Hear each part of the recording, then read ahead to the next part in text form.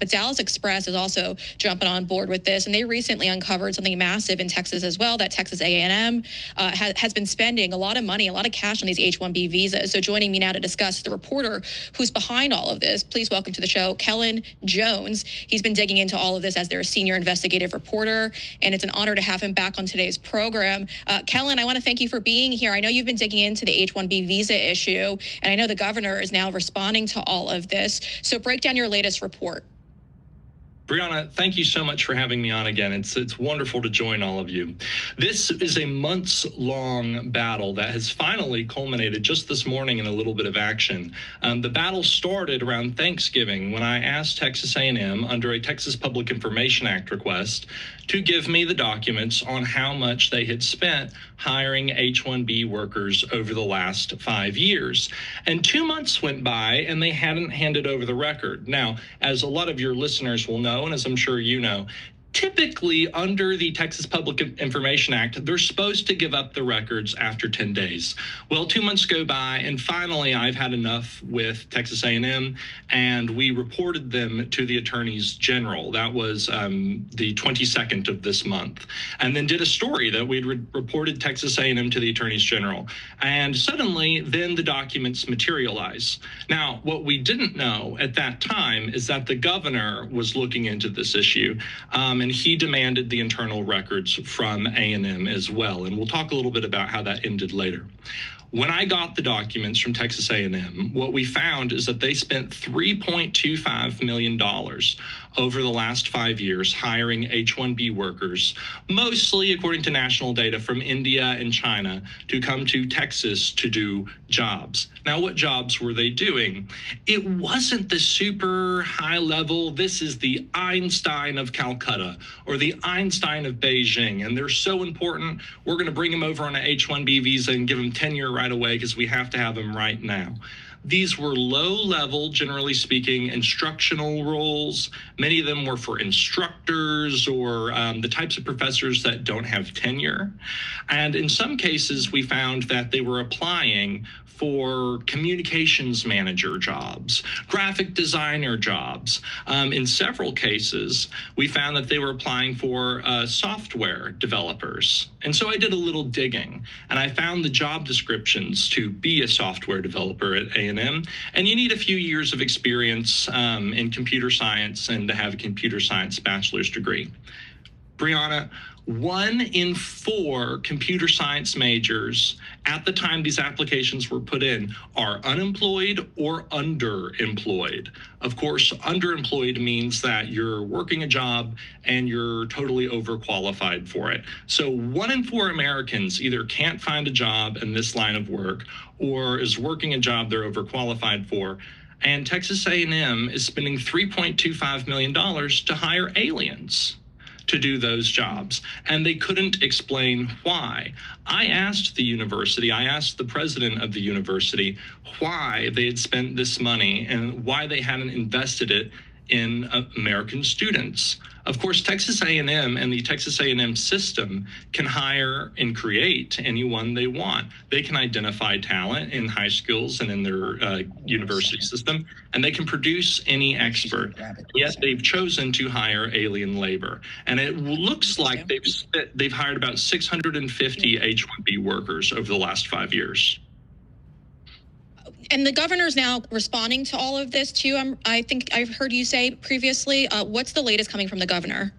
That's right. Thanks to the Texas Tribune, they gave us credit for setting all this into motion. The governor, according to Bullpen, it was reported this morning, is going to announce today a halt to the H-1B visas in the public sector. Apparently, since the reporting last week, there's been a review going on while he has battled with A&M for his own documents. And we're expecting today he's going to announce some halt, but we don't quite have all the details yet. Yeah, well, that's fascinating. Hunter, you're a business owner. I mean, what do you think about all this? Well, here's my issue, right? And obviously, he knows exactly what he's talking about, and I commend him for the research and just what he's doing to expose this.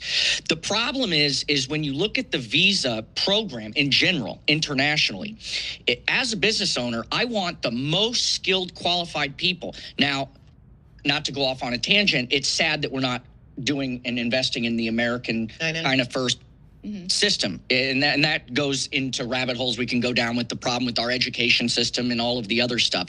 But the fact that they're abusing the system, once again, abusing the system. So my question is what other visas are they doing besides the H-1B? What other visas that we're not talking about or thinking about? That's what I want to know, because it's not just the H-1B visa. There's like a bunch of other visas as well. Right. So, the problem is, and I don't know the real answer to this, but at what point are we following who's benefiting from getting the H-1B visa? Right. Because if they're just bringing people in and they're in these know-nothing jobs, what's the benefit? What's the benefit? Where is the kickback? Where is the money? Like, that's what I want to know, because if I'm trying to bring these people over and they're not qualified for the job and I'm just trying to get, what's the scam? But if they're saying 1 in 4 computer programming majors, even out of Texas A&M, are unemployed, well, then it obviously isn't America that's going to no. And by the way, I didn't get an engineering degree, right? I got a bachelor's of liberal arts and studied, political science and global finance, et cetera.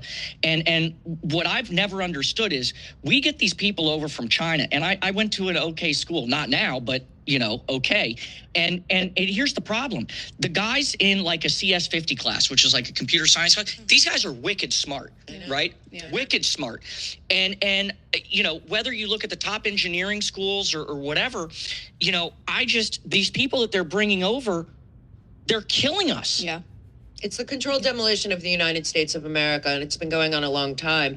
And a lot of this also has to do with I believe there's been an out-and-out war on young men in this country. So who are mostly computer majors? I would say probably young men. Our son is one. So to me, they need experience. They need those entry-level jobs, and they're not even being, looked at for them, because these H-1B things, they are in the ads. They are only hiring that. Yeah. They're not saying if there's not enough Americans to fit these jobs, then we'll go to them. That's not what they're doing. Well, and that makes you question with the benefits. My big issue is with Vivek Ramaswamy, right? Because when you look at what he was talking about, and I won't go into his background, but that remains for another conversation.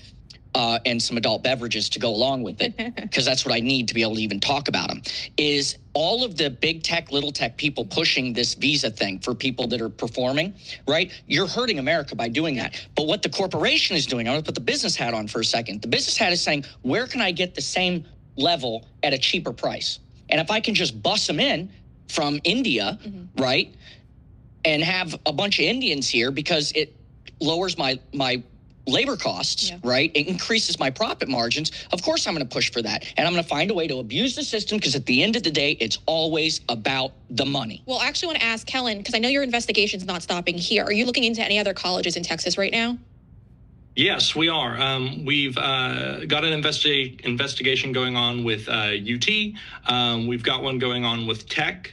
And we've got some investigations going on with local school districts as well. I'll be putting out a report in a few days that Dallas ISD has obtained about 1,200 approvals for H-1B workers over the last 5 years. And they spend a ton of money to execute that system. And there'll be some more details with that forthcoming. The point is that every university in Texas, just about, at least public universities, are using H-1B visas. And part of the reason for that is that there's a carve out in the federal law that there is not a cap on university hiring of H-1B visas like there is with the private sector. The private sector has to compete for about 85,000 visas.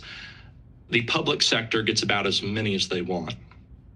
That is so crazy. That is so crazy. Kellen McGovern Jones, my friend, thank you for joining us again. You're doing an incredible job over at the Dallas Express. You're the senior investigative journalist. And folks, give him a follow on X as well. Cowtown Caller is where you could find him. Kellen, thank you for joining us in this great report. I look forward to having you back on after you get some more information, too, on these other schools, because I'm sure they're not going to like it when you expose them, but it's really, really important. So thank you, Kellen. Thank you, Brianna.